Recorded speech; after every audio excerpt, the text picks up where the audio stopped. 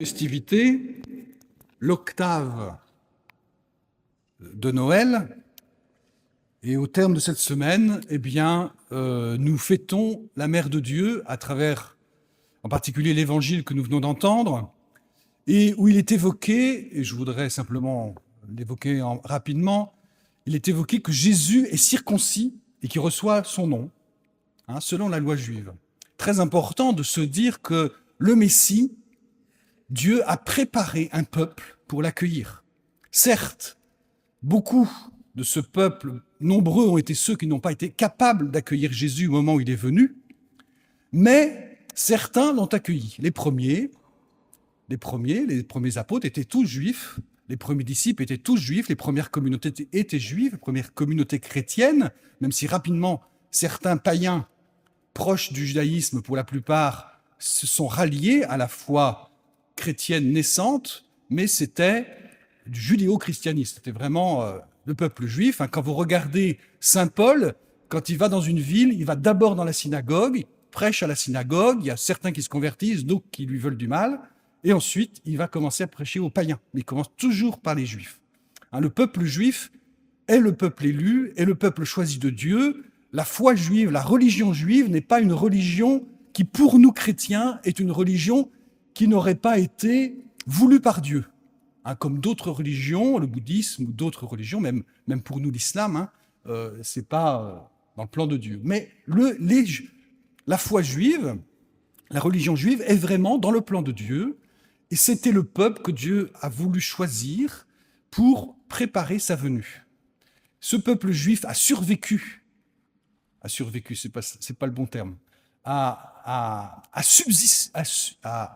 subsisté quand Jésus est venu, c'est-à-dire que certains n'ont pas accueilli Jésus comme le Messie, et donc les Juifs ont continué à vivre et ne sont pas tous rentrés dans l'Église naissante. Et l'Église s'est beaucoup posé la question au début de l'histoire, pourquoi c'est ainsi.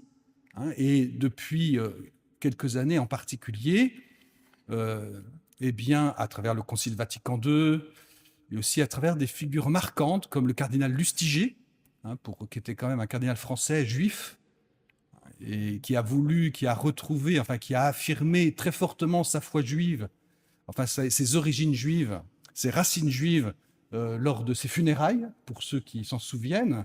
Des gens comme lui et d'autres ont pu dire encore aujourd'hui, le judaïsme est une interpellation pour l'Église.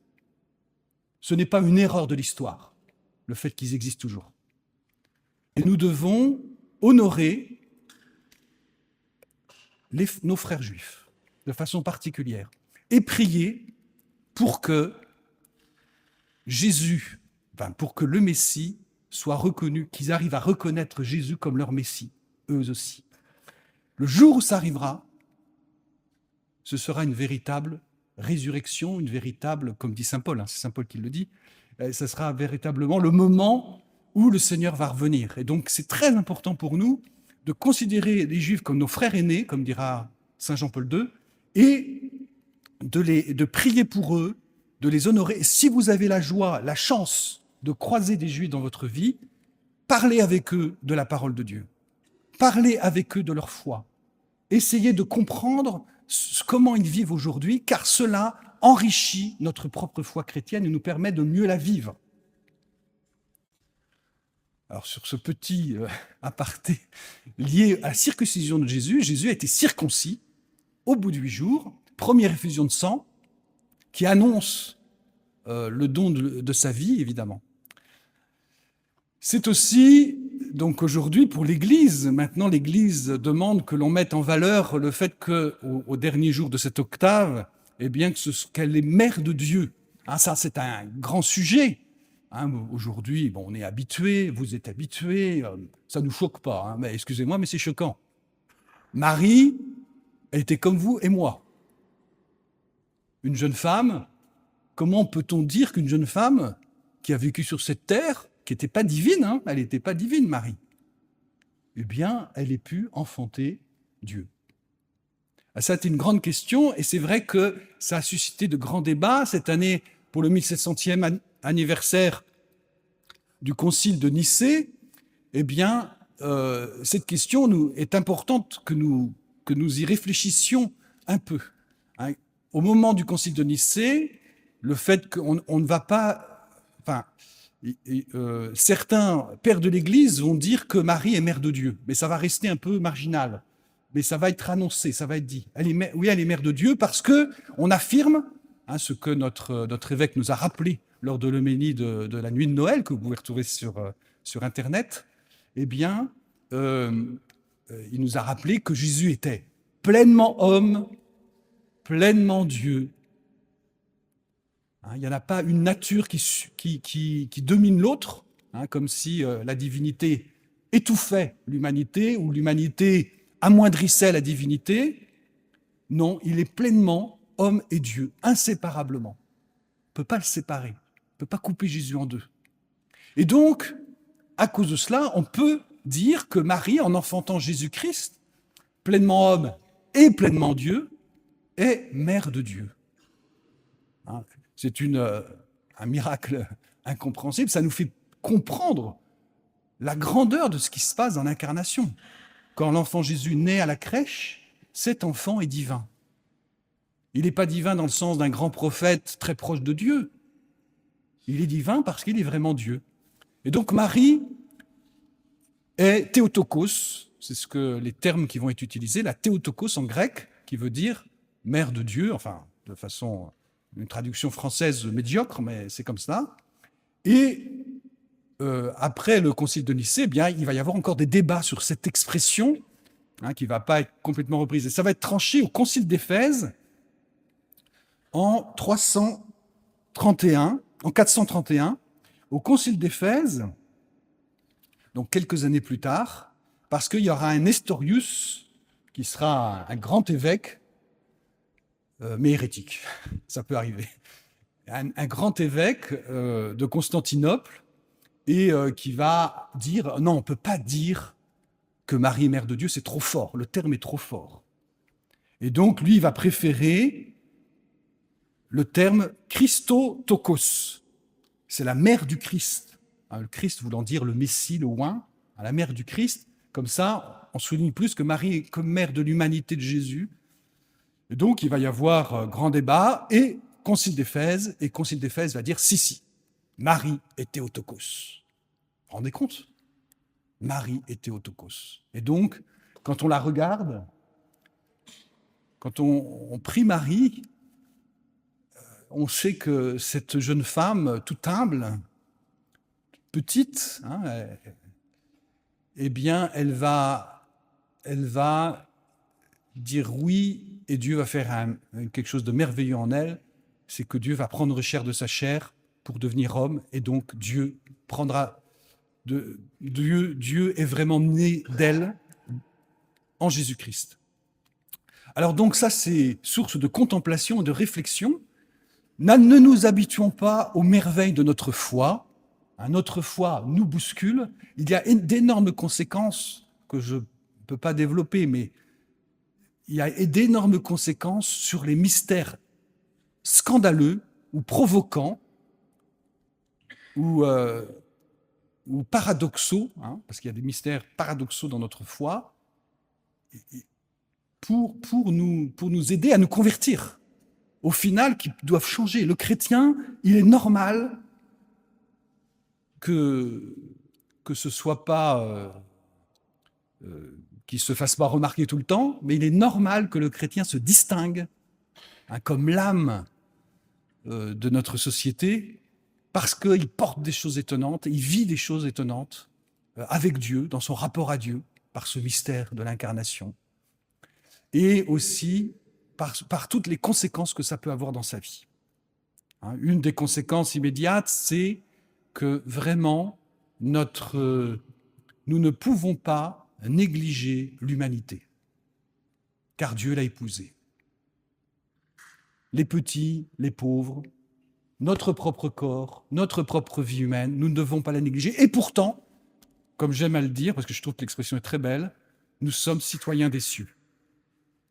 En même temps, nous, on travaille dans l'humanité, on fait du bien, on essaie de faire du bien autour de nous, mais on est citoyen des cieux. Ce qui fait que même si on nous prend notre vie, c'est pas très grave en fait. Parce qu'on va retourner, on va au ciel, on va où on doit aller. Donc c'est pas un problème. Donc demandons au Seigneur de nous donner de creuser la beauté de notre vie. Alors juste pour parce que vous vous demandez qu'est-ce qui est devenu Nestorius, cet archevêque important de Constantinople. Eh bien, il a été déchu de son siège épiscopal suite au concile de Nicée en 430. D'Éphèse, pardon. Alors, il y a une conséquence aussi, c'est qu'il y a des églises en Orient qui, à ce moment-là, vont se séparer de l'église, de la grande église. Ça fait partie des grands schismes, des premiers grands schismes, des églises qui vont se séparer. Et on va vivre en parallèle pendant des siècles, jusqu'à une période récente, et c'est ce que je voulais vous dire aussi, parce que c'est un point important. Aujourd'hui, depuis quelques années, un dialogue a été renoué avec ces églises, et des églises apostoliques, qui ont gardé, il y a des prêtres, tout ça, mais elles se sont séparées à cette période-là, donc en 430. Et en fait, dans le dialogue qui a été renoué ces dernières décennies, eh bien, on a découvert qu'en fait, le problème du désaccord entre nos églises n'était pas un problème de foi, mais un problème de terminologie. Parce que le problème des langues, c'est compliqué. Maintenant, il y a l'IA qui va nous traduire automatiquement. Je ne sais pas s'il traduit toujours bien, mais voilà. Mais c'était encore plus compliqué à l'époque. Et les langues étaient très différentes, parfois très... C'était compliqué. Même encore, un Théotokos traduit en Mère de Dieu, ce n'est pas tout à fait le terme exact qu'il faudrait utiliser. Mais voilà, c'est comme ça pour la langue française. Toujours est-il qu'il y avait des problèmes de langue qui ont fait que ces églises ne pouvaient pas être d'accord avec les termes, la traduction qu'on leur donnait. Et donc, en fait, il y a eu un document en 1994, je vous le dis, parce qu'il faut rendre grâce à Dieu pour cela. En 1994, une déclaration commune entre Saint Jean-Paul II et le patriarche assyrien reconnaît que les deux églises partagent une même foi christologique en Jésus. Voilà, il faut rendre grâce pour ça, parce que c'est des chemins vers l'unité. Peut-être c'est finalement presque ces églises qui peuvent s'unir avec l'Église catholique le plus rapidement. J'en sais rien, je m'avance un peu, mais c'est possible. Prions pour l'unité des chrétiens. Parce qu'on voit que c'est souvent, quand on ne se connaît pas, ou quand on ne se comprend pas, parfois ça tourne mal, et c'est pareil dans nos vies. Donc parfois il faut faire l'effort de s'expliquer, de se comprendre. Voilà. Prions pour l'unité du chrétien. Alors je vais terminer maintenant. Simplement, le 1er janvier, c'est une date civile, mais c'est souvent l'occasion de faire un nouveau départ, de repartir à nouveau pour une nouvelle année. On prend des nouvelles résolutions. Ça se fait beaucoup dans les milieux, je ne sais pas si dans le milieu catholique ça se fait, mais ça se fait beaucoup dans les milieux pas catholiques. On dit, je prends des nouvelles résolutions, je vais faire du sport, je vais faire des je ne sais pas quoi. Bon. C'est un nouveau départ, c'est pas mal l'idée du nouveau départ. Mais le nouveau départ n'a pas de sens si on le vit seul, comme des petites résolutions perso. Il faut le vivre, un nouveau départ avec le Seigneur. Se dire, je repars davantage avec toi, davantage avec la Vierge Marie qui nous est donnée. Comme je vous le disais au début de cette messe, Marie est celle qui nous est donnée en début d'année civile pour cheminer avec nous. Demandons de repartir avec elle, avec Marie. Et puis, prions pour la paix, puisque vous le savez, c'est la journée mondiale de la paix aujourd'hui. Donc, prions aussi pour la paix dans le monde, car notre monde en a besoin. Amen.